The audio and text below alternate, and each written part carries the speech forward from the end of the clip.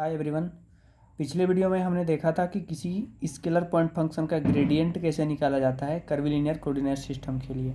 और आज इस वीडियो में हम लोग डिस्कस करेंगे कि किसी वेक्टर पॉइंट फंक्शन का डाइवर्जेंस कैसे निकालेंगे कर्विलिनियर कोऑर्डिनेट सिस्टम के लिए, क्योंकि कार्टेशियन कोऑर्डिनेट सिस्टम के लिए हम सबों को पता है कि उसमें डाइवर्जेंस किस तरह से निकाला जाता है।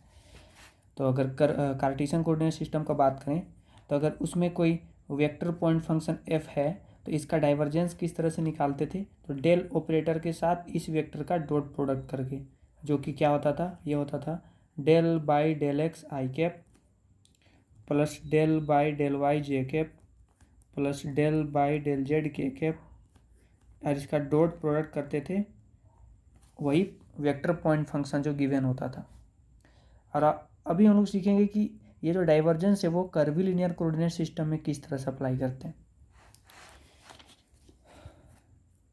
तो अगर मान लेते हैं कोई एक वेक्टर पॉइंट फंक्शन है, दूसरा पेज में, एक मिनट। तो कर्विलिनियर कोऑर्डिनेट सिस्टम में अगर मान लेते हैं कोई एक वेक्टर पॉइंट फंक्शन है जिसको कि लिख रहे हैं f1 tu plus f2 tv plus f3 tw। जैसे कार्टेशियन कोऑर्डिनेट सिस्टम में किसी भी वेक्टर को लिखते थे ना, x i cap plus Y j cap plus Z के कैप, तो यहाँ पे आई जे के की जगह में क्या रहा है, T U T B T W. तो जैसा आई जे के यूनिट वेक्टर होता था कार्टेशियन कोऑर्डिनेट सिस्टम में, इसी तरह से कर्विलिनियर कोऑर्डिनेट सिस्टम में यूनिट वेक्टर क्या होता है, T U T B T W होता है। और ये T U T B T W को अलग अलग बुक में अलग अलग तरीक़ा से कंसिडर किया गया है। उसको E1 E2 E3 भी बोलते हैं। तो जिस तरह से कंसिडर करें सब सही है, लेकिन हम लोग शुरू से ही ये कंसिडर करते हैं T U T B T W, इसीलिए इसी से कंटिन्यू कर रहे हैं आगे। तो जैसे अगर मान लेते हैं कि ये आई कैप है, ये जे कैप है और ये के कैप है, तो हम लोग लिखते थे ना I cross J is equal to K cap, ऐसा लिख सकते थे। और जे क्रॉस के कैप को क्या लिखते थे, आई कैप। तो इसी तरह से यहाँ पे हम लोग टी यू टी भी और टी डब्ल्यू के साथ भी ये कर सकते हैं। मतलब कि अगर मान लेते हैं कि ये टी यू है और ये टी भी है और ये टी डब्ल्यू है, तो हम लोग ये जो वेक्टर फंक्शन है इसको क्या लिख सकते हैं, f1 इंटू टी यू को क्या लिख सकते हैं, टी यू को लिख सकते हैं टी भी क्रॉस टी डब्ल्यू, टी भी क्रॉस टी डब्ल्यू। इसी तरह से सिमिलर वे में टी भी को क्या लिख सकते हैं, टी भी को लिख सकते हैं T W cross T U, इसको लिख सकते हैं T W cross T U. और टी डब्ल्यू को क्या लिख सकते हैं, तो टी डब्ल्यू को लिख सकते हैं टी यू क्रॉस टी भी। तो ये ऐसा लिख सकते हैं हम लोग वेक्टर पॉइंट फंक्शन को। अब क्योंकि हम लोग एक रिजल्ट पढ़ चुके हैं, ये प्रीवियस वीडियो में ये प्रूव भी कर चुके थे ये, कि अगर ग्रेडियंट ऑफ यू निकाले, यू क्या है, यू एक कर्व है। जैसे यहाँ पे अगर कार्टेशियन कोऑर्डिनेट सिस्टम का बात करें तो ये एक्स एक्सिस और ये वाई एक्सिस और ये जेड एक्सिस होता था, तो ये एक स्ट्रेट लाइन होता था। ये एक्स एक्सिस और ये वाई एक्सिस और जेड एक्सिस बोलते थे। तो इसी तरह से जो कर्विलिनियर कोऑर्डिनेट होता है उसमें कर्व होता है, यू कर्व, भी कर्व और डब्ल्यू कर्व। एक को बोलते हैं यू कर्व, एक को बोलते हैं भी कर्व और एक को बोलते हैं डब्ल्यू कर्व। जैसे यहाँ एक्स वाई जेड है, इसी तरह से यहाँ पे यू भी डब्ल्यू है। ये स्ट्रेट लाइन होता था और ये क्या है, एक कर्व है। और इसके बारे में भी डिटेल वीडियो बना है, शायद वो वीडियो नंबर 2 है, हाँ 2 होगा। तो उस हम लोग प्रूव कर चुके हैं प्रीवियस वीडियो में ये, कि अगर ग्रेडियंट ऑफ यू हो तो इसको क्या लिख सकते हैं, इसको लिख सकते हैं T you by H one, जहाँ पे एच वन क्या है, तो ये है जो टेंजेंट वेक्टर होता था उसका मैग्नीट्यूड। तो ये H1 H2 H3 के बारे में भी प्रीवियस वीडियो में ये पूरा डिस्कस किया गया था। अगर इसी तरह से ग्रेडियंट ऑफ भी निकालें तो इसको क्या लिख सकते हैं, टी भी बाई एच टू लिख सकते हैं। और अगर ग्रेडियंट ऑफ डब्ल्यू निकालें तो इसको क्या लिख सकते हैं, T W by H three, ये लिख सकते हैं। तो अगर इन रिलेशन का यूज करके हम लोग लिखना चाहें तो ये जो वेक्टर पॉइंट फंक्शन है इसको क्या लिख सकते हैं, इसको लिख सकते हैं f1 टी भी को क्या लिख सकते हैं, इसके अकॉर्डिंग टी भी को लिख सकते हैं ग्रेडियंट ऑफ भी into H two into gradient of भी क्रॉस, ये क्रॉस प्रोडक्ट है क्योंकि दो वेक्टर का क्रॉस प्रोडक्ट कर रहे हैं ना, ये सिंपल मल्टीप्लाई नहीं है। अब ये टी डब्ल्यू को क्या लिख सकते हैं, इसके अकॉर्डिंग इसको लिख सकते हैं H3 into gradient of W. तो इसी तरह सिमिलर वे में हम लोग इन लोगों को भी इनको भी लिख लेंगे। टी डब्लू को कैसा लिखेंगे, टी डब्लू को लिखेंगे H3 gradient of W cross T U को क्या लिखेंगे H1 gradient of U plus F3 T U को क्या लिखेंगे H1 gradient of you cross T भी को क्या लिखेंगे H2 ग्रेडियंट ऑफ भी, ये लिखेंगे। अगर इसको अच्छे से अरेंज करके लिखें तो ये क्या होगा, ये होगा F1 H2 H3 into gradient of भी cross gradient of W plus F2 into H1 H3 gradient of W cross gradient of U plus अगर इसको लिखें तो ये क्या होगा F3 H1 H2 into gradient of you cross gradient of भी, ये लिख सकते हैं। तो हम लोग का ये जो वेक्टर पॉइंट फंक्शन है कर्वी लीनियर कोऑर्डिनेट सिस्टम के लिए, तो उस वेक्टर पॉइंट फंक्शन को इस तरह से हम लोग लिखें। अब हमको इसी का क्या चाहिए, इसी का डाइवर्जेंस चाहिए। डाइवर्जेंस के लिए क्या करते हैं, डेल डॉट यही जो वेक्टर पॉइंट फंक्शन इसका डॉट प्रोडक्ट करते हैं।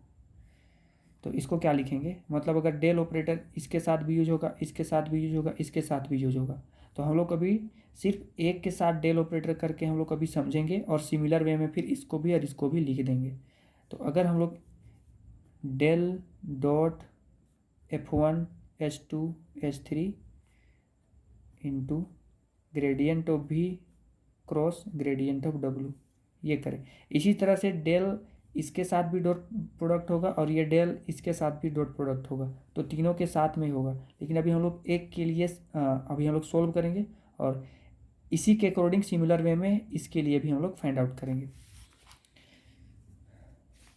अब इसको आगे कैसे प्रोसीड करें, तो क्योंकि ये तो एक स्केलर पॉइंट फंक्शन है और ये एक वेक्टर है, तो हम लोग एक रिजल्ट पढ़ चुके हैं डिफरेंशिएशन ऑफ वेक्टर में कि अगर del dot phi cross A, जहाँ पे ए कोई वेक्टर पॉइंट फंक्शन है और ये जो फाई है ये एक स्केलर पॉइंट फंक्शन है, तो इसको क्या लिखते थे, इसको लिखते थे gradient of phi dot A vector plus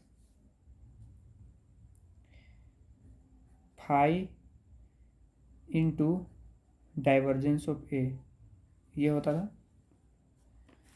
यानी कि एक बार डेल किसके साथ ऑपरेट करेगा, फाई के साथ, और एक बार डेल किसके साथ ऑपरेट करेगा, वेक्टर के साथ। तो वेक्टर के साथ डॉट किस तरह से ऑपरेट होता है, या तो डॉट प्रोडक्ट होके या तो क्रॉस प्रोडक्ट होके, तो इस केस में डॉट प्रोडक्ट होता था। और यहाँ भी ये जो एक वेक्टर बना इसको भी डॉट प्रोडक्ट कर रहे हैं ए के साथ। तो अगर ये फॉर्मूला का यूज करके इसको आगे प्रोसीड करें तो क्या लिख सकते हैं, क्योंकि ये पूरा फाई का रोल प्ले करेगा और ये पूरा ए वेक्टर होगा, क्योंकि ये भी एक वेक्टर है और ये भी एक वेक्टर है, तो दोनों वेक्टर का क्रॉस प्रोडक्ट करेंगे तो वापस एक वेक्टर मिलेगा, इसीलिए इसको एक वेक्टर ए मान रहे हैं। तो सबसे पहले क्या करना पड़ेगा, इसके लिए ये करना पड़ेगा gradient of F1 H2 H3, क्योंकि यहाँ पे ग्रेडियंट ऑफ फाई है तो इसीलिए यहाँ पे ग्रेडियंट ऑफ दिस कर रहे हैं, डॉट ग्रेडियंट ऑफ भी cross gradient of W plus फिर क्या है फाई, यानी कि F1 H2 H3 into divergence of क्या ए वेक्टर की जगह में कौन होगा, ये होगा ग्रेडियंट ऑफ भी क्रॉस ग्रेडियंट ऑफ डब्लू। अब आगे जानते हैं, तो ये जो डेल डॉट डेल भी डॉट डेल डब्लू ये जो होता है ये जीरो होगा, क्यों, क्योंकि हम लोगों ने पढ़ा है कि अगर डेल डॉट डेल क्रॉस कोई वेक्टर फंक्शन f है तो ये जीरो होता है। तो या तो इस तरह से समझें या फिर इसका एक प्रॉपर्टी भी यूज कर सकते हैं। अगर एक प्रॉपर्टी हम लोग पढ़े हैं कि डेल डॉट अगर कोई दो वेक्टर है, मान लेते हैं g vector cross f vector, अगर इस तरह का हो तो इसका प्रॉपर्टी हम लोग को सबको पता है ना, ये क्या होता था, ये होता था g dot curl of f minus f dot curl of g, ये होता था। तो जिसमें डेल तो डेल ही है, g क्रॉस f के जगह में क्या है, delta v cross delta w ये है। तो अगर इसके लिए ये यूज करेंगे तो पूरा जीरो आएगा, कैसे उसको देखते हैं। तो del F1 H2 H3 dot del V cross del W। ये तो अभी इसको सोल्व नहीं कर रहे हैं, अभी इसको सोल्व करते हैं। तो ये जो F1 H2 H3 है इसको बाहर रखें, और अगर डेल डॉट दिस, अगर ये वाला इक्वेशन इसके लिए अप्लाई करें तो वो क्या होगा, वो होगा जी क्या था, शुरू वाला वेक्टर, मतलब कि ये होगा डेल्टा V डॉट, और इसी का कर्ल होता था यानी कि दिस क्रॉस डेल्टा W, ये होगा माइनस, अब क्या होगा, अब होगा delta W dot del cross del V, ये होगा।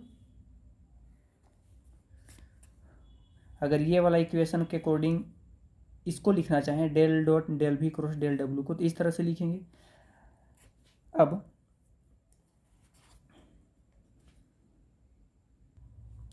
हम लोग को पता है कि किसी भी ग्रेडियंट का अगर कर्ल लेते हैं तो वो जीरो होता है। ये बात डिफरेंशिएशन ऑफ वेक्टर में पढ़ चुके हैं कि अगर कोई फंक्शन का पहले ग्रेडियंट लिए और वही ग्रेडियंट का अगर हम लोग कर्ल निकालते हैं तो वो चीज़ जीरो होता है। तो मतलब कि यहाँ पे देखें तो ये क्या है, ग्रेडियंट ऑफ W, यानी कि curl of gradient of something, ये क्या होता है, जीरो। तो मतलब ये भी जीरो हो गया, और इसी तरह से यहाँ भी है, ये ग्रेडियंट ऑफ V है और इसका कर्ल ले रहे हैं, तो ये भी क्या हो जाएगा, ये भी जीरो हो जाएगा। तो इसी तरह से ये जीरो हो गया पूरा, तो हम लोग को क्या बचा, सिर्फ ये बचा। और अभी ये किसको सोल्व करके आ रहा है, सिर्फ एक को सोल्व करके आ रहा है यहाँ पे, हाँ कहाँ गया, ये F1 H2 H3 delta V cross delta W, इसी को अभी सोल्व करते करते हम लोग यहाँ तक पहुँचे। ये तो इसका जो भी रिजल्ट आएगा इसी के अकॉर्डिंग हम लोग इसको भी लिखेंगे और इसको भी लिखेंगे, तो वही हम लोग का क्या आ जाएगा, ग्रेडियंट ऑफ F आ जाएगा कर्वीलिनियर कोऑर्डिनेट सिस्टम के लिए। तो अगर इसको आगे सोल्व करना चाहें तो ये कैसे कर सकते हैं, तो ये होगा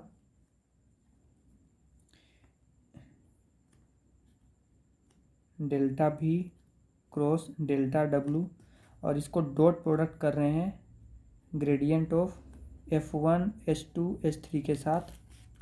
तो इसको क्या लिख सकते हैं,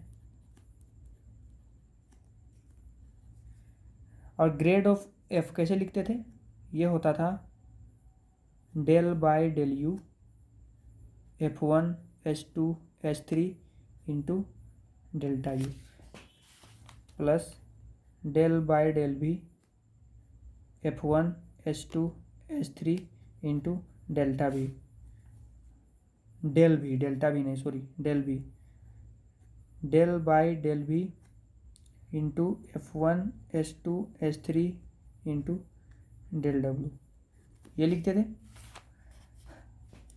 ग्रेडियंट ऑफ कोई फंक्शन रहता था उसको कर्वीलिनियर कोऑर्डिनेट सिस्टम के लिए ये लिखते हैं, ये भी हम लोग प्रूव कर चुके हैं। तो अब यहाँ पे देखें, ये जो पूरा वेक्टर है del V cross del W, इसको डॉट प्रोडक्ट करेंगे इसके साथ भी, इसको डॉट प्रोडक्ट करेंगे इसके साथ भी, और इसको डॉट प्रोडक्ट करेंगे इसके साथ भी। तो क्योंकि हम लोग एक रिजल्ट ये भी पता है वेक्टर अलजेब्रा से क्लास 12th में, कि अगर कोई वेक्टर A है क्रॉस कोई वेक्टर B है डॉट कोई वेक्टर C है, तो इसको क्या बोलते थे, ट्रिपल प्रोडक्ट ऑफ वेक्टर। लेकिन अगर कोई इस केस में दो वेक्टर सेम हो गया, अगर मान लेते हैं A vector cross B vector dot A vector फिर से हो गया, तो ये होता था जीरो। मतलब कि अगर ट्रिपल प्रोडक्ट में कोई सा भी दो वेक्टर होता है सेम तो उस केस में उसका जो रिजल्ट आता है वो जीरो आता है।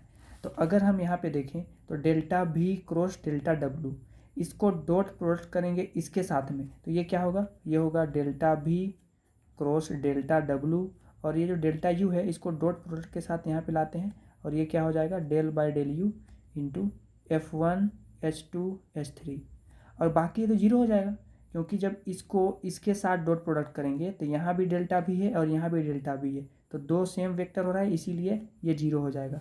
और सिमिलरली ये यहाँ भी डेल्टा W है, जब इस पूरे को इसके साथ में जब डॉट प्रोडक्ट किया जाएगा तो ये डेल्टा W है और यहाँ भी डेल्टा W है, दोनों सेम वेक्टर हो रहा है, तो इस रिजल्ट के अकॉर्डिंग ये भी जीरो हो जाएगा, तो सिर्फ ये बच जाएगा। तो अब इसको सोल्व करेंगे तो ये क्या होगा, तो डेल्टा V को क्या लिख सकते हैं, TU by H1 cross TW by H2, और इसको क्या लिख सकते हैं, सॉरी ये भी है ना, तो ये भी TB होगा, ये टी यू है तो ये होगा टी यू बाई ये H2 हो जाएगा और ये H1 हो जाएगा, और ये बच गया del by del you F1 H2 H3। तो 1/H1 H2 H3, क्योंकि ये तो कांस्टेंट है तो H1 H2 H3 बाहर निकल गया। अब T U cross T W cross, sorry ये टी भी है ना, हाँ, टी भी cross T W dot T U, ये क्या होगा, ये तो 1 हो जाएगा, क्योंकि T U cross T W ये क्या होता है, यहाँ से देखेंगे T U cross T W क्या होता है, अच्छा सॉरी टी भी क्रॉस टी डब्ल्यू ये क्या होता है टी यू। तो इसी तरह से ये और ये टी यू हो जाएगा, और T U dot T U क्या हो जाएगा 1, जैसे आई डॉट आई 1 होता था इसी तरह से T U dot T U 1 हो जाएगा। तो ये तीनों को अगर सोल्व करेंगे तो ये 1 हो गया, और इधर तो है del by del you F1 H2 H3। तो ये हम लोग का पहला को सोल्व करके आया। इसी तरह से अगर दूसरा को सोल्व करेंगे तो क्या होगा 1/H1 H2 H3। अभी यहाँ पे जब डेल ऑपरेटर इसके साथ अप्लाई किए तो ये हुआ डेल डॉट दिस, इसी तरह से डेल ऑपरेटर इसके साथ यूज करेंगे तो वो भी इसी के सिमिलर आएगा। फिर सिर्फ यहाँ क्या हो जाएगा डेल डब्ल्यू डेल भी डेल यू है तो इसके जगह में क्या आ जाएगा del W cross del U, और यहाँ पे F2 H1 H3 है, यहाँ भी हो जाएगा F2 H1 H3। तो अभी हम लोग सिर्फ इसके लिए सोल्व किए हैं तो हम लोग का रिजल्ट ये मिला ये। अब इसी तरह से दूसरा का यूज करेंगे तो क्या होगा 1/H1 H2 H3 तो आ जाएगा, साथ में क्या होगा डेल बाई डेल भी, क्योंकि यू था अब भी होगा। अब यहाँ पे H1 है तो यहाँ पे क्या होगा, सॉरी F1 है तो यहाँ पे हो जाएगा F2, और फिर क्या हो जाएगा H1 H3 plus 1/H1 H2 H3 del by del W, और यहाँ पे हो जाएगा F3 फिर H1 H2। तो ये निकला हम लोग का क्या डाइवर्जेंस, किसी वेक्टर पॉइंट फंक्शन के लिए डाइवर्जेंस ये होता है, ये पूरा रिजल्ट। आई होप कि आपको समझ में आया हो, थोड़ा सा कॉम्प्लिकेटेड था बट समझाने का पूरा प्रयास था। Thanks for watching. अगले वीडियो में हम लोग देखेंगे कि जो लैप्लेसियन ऑपरेटर है और कर्ल है वो कर्वीलिनियर कोऑर्डिनेट सिस्टम में किस तरह से फाइंड आउट करते हैं।